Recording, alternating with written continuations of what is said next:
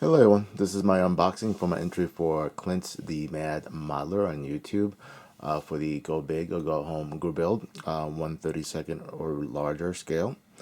So for my entry, as I posted in, I think I posted in the previous video, is the Wildcat. So this is the Revell 1/32 scale F4 Wildcat. The Smithsonian specific boxing of it. So, alright, so let's take a look.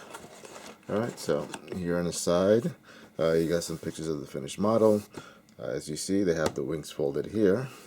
A little bit of details about the plane. Side is just the same thing as the cover art. And then back here, there's a couple lines, a little bit more information. And then a couple of pictures of the finished kit and picture of the actual aircraft. I believe the aircraft on display. Box is copyright 1986.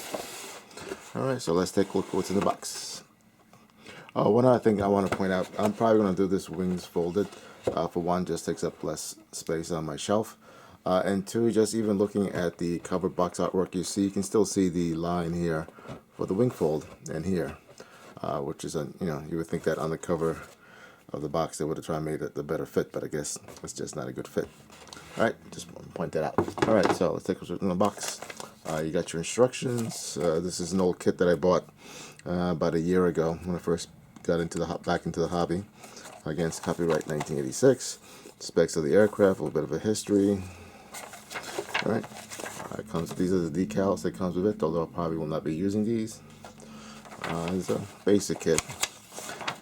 You got some information, what the icons mean, what the paint letters mean, and then as usual start your cockpit, landing gear, put the cockpit and landing gear together, your engine, seal everything up.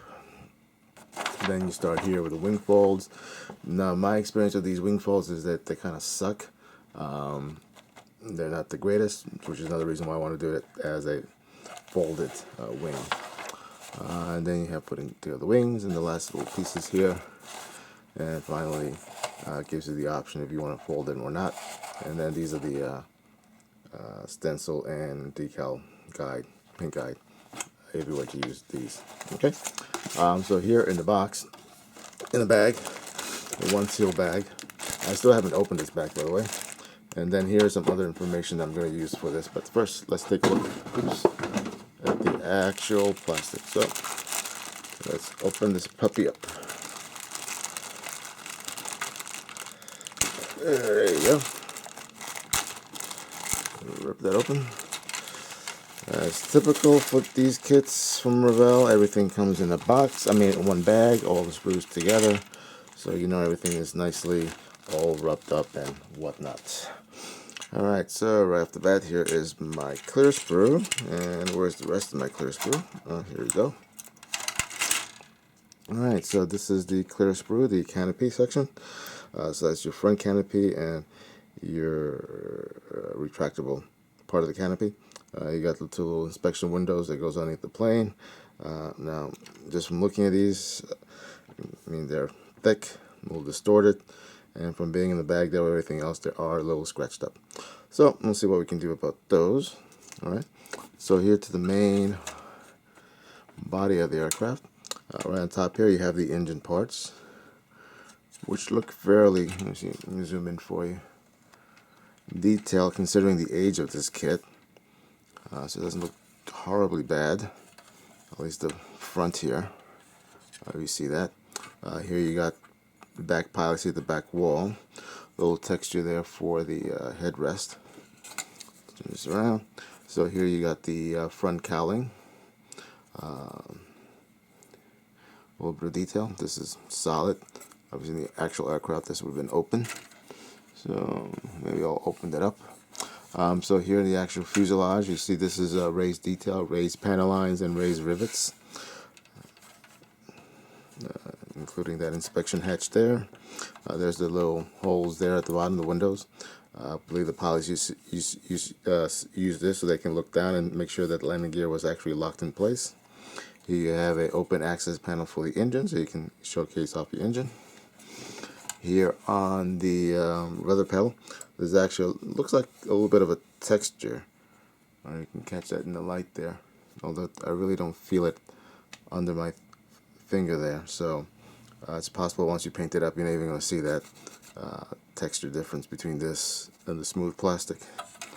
And take a quick look on the inside. Not much to look there on the inside. Alright, that's one sprue. Second sprue, the second half of the fuselage. Just, see, look, this is already scratched up here. Same details. I'll show you some of the details there. The rivets, the raised rivets, and the raised panel lines. I mean, some of these older kits, I mean, that is a challenge, since once you glue it here, you're going to want to having a seam that you have to take care of. Then you got to worry about all these rivets and panel lines vanishing, disappearing. So I'll see how I will handle that. I think it's just a good learning experience. Anyway, so here you have some details for the cockpit, some instrument panels for the side. Here you got the horizontal stabilizers. They come in 2 halves. So again, same thing. You got a little bit of a texture here compared to that. Again, once you paint it, I don't know if you're really going to see that. Otherwise, the detail seems fine. And again, here you go. On the inside here, you got the copyright Revell Inc. 1986 right there. So it gives you an idea how old this thing is. You can also tell all the flashes on the tree here. There's a little bit of flash on the parts that I see, like here and so forth, but not horribly much. But you do see a lot here on the trees. Alright, next up, here we got the wings. Again, you got some scuff marks there. Sorry. You got the folding wings there. Again, same level of details. You know, what's supposed to be indented, like for the flaps and so forth, you do have that recessed, but everything else is all, if you can hear it, is all raised. Here you have your landing gear. They look like, even at this scale, they look very delicate little plastic parts. So hopefully it won't break anything. Here you have your propeller. Let's see, it's a cuffed propeller. Just from eyeballing, it looks a little off. I don't know. I'll have to compare it against some pictures. But it just looks a little off right now, looking at it. You got the cover panels here for those engine holes that you saw before. This is part of the wing fold mechanism. You see here on the other side. Yeah, like a lot of these older kits, the parts are numbered on the inside on some of the bigger pieces, which is nice, you know. So if you cut them off and to wash them, clean them up, you know what part numbers they are. All right, coming here towards the end of the pieces, here you have the other half of the wings. This is the lower half of the wings. You got the openings there for the shell ejection, and little bumps for the shell for the guns. Again, same level of detail. I mean, the detail is not bad. I mean, it's just that it is raised, and you know, once you're assembling it and taking care of any seams, you know, you might lose a little bit of it. Here you got the top of the wings. So here you got the texture wing walk, I guess the anti-slip wing walk area, and this is actually texture, so that should show up. So you don't have to apply a decal for that. You can just paint that black, and it'll show up nicely. And there you have your wheels, 2-piece wheels. Wheels don't look the greatest, but they are what they are. I wonder if I can get any aftermarket for that. No, I'll see. Probably not. I'll probably use what they are and just paint them up and do what I can with them. Here's your pilot. It's 2-piece pilot. Top half and its back half. And I'll show you some of the details there. Here you can see. Excuse me. Not sure if I'll use the pilot or not, though. I'll see what I decide. Then here is your main instrument panel as it comes with the kit. As you see, you do have the raised details there for the for some of the instrument dials and so forth there. And lastly, one piece that fell off was the spinner here for the prop. Alright, so put this on hold and let me show you what else I have in the box here. Alright, these are the decals that came with the kit, but I'm planning on not using them. I wanted to do a more colorful aircraft. So I was looking online for a colorful aircraft that was from the F4 Wildcat family, and I found online this decal scheme which are printed out to give you an idea of what I wanted to do. I couldn't find the actual decals, did find just pictures of the decals, so I don't know if these are still available for sale or not. But anyway, so what I decided I wanted to do was this one, number 4 here, which is from the Black 44, 41-F141, flown by Lieutenant Commander Charles Thomas Booth II from VF-41 USSS Ranger, early 1942.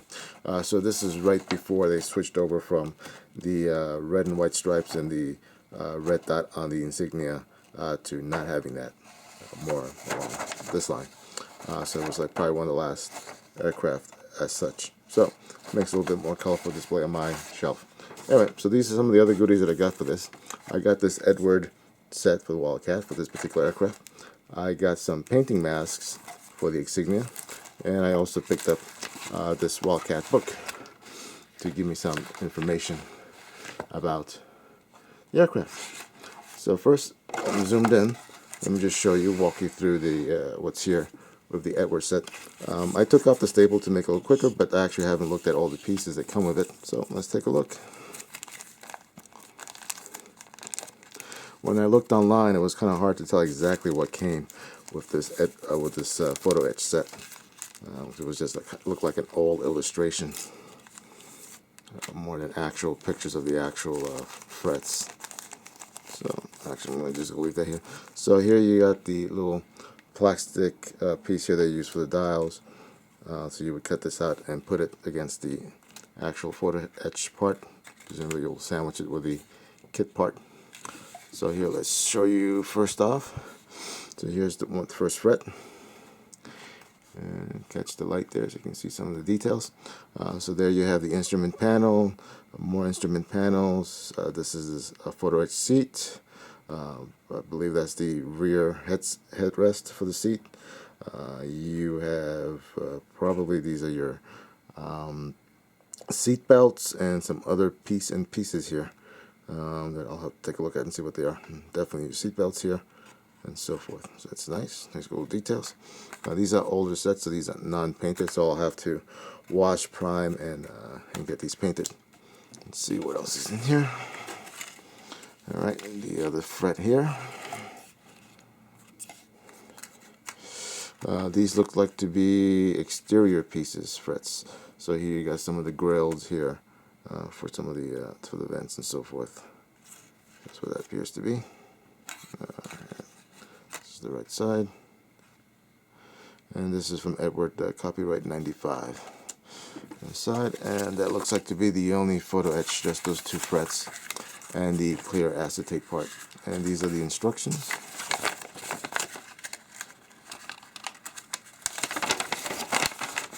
Alright, so yep, so there's how many pieces that come, 1, 2, and the clear. And typically Edward, little guidelines of what the little iconography means and what parts you're putting where. So this is your kit part, so it's telling you here to cut out this, and then you're putting that on, and so forth, and how you go through all the assembly steps. So it should be interesting. I know this is the go big or go home, but this is also a bit of my comfort zone, because I'm not really used to working with photo etch. Okay, so here's some little details you would do for the flaps on the cowling, and the grills in front here, and for the wheel, So that's nice. So let's see how all that works out. Get off to the side. The other thing I got here were these masks, these painting masks. And for this, I'm going to zoom out a little bit here. Oops, that wrong direction.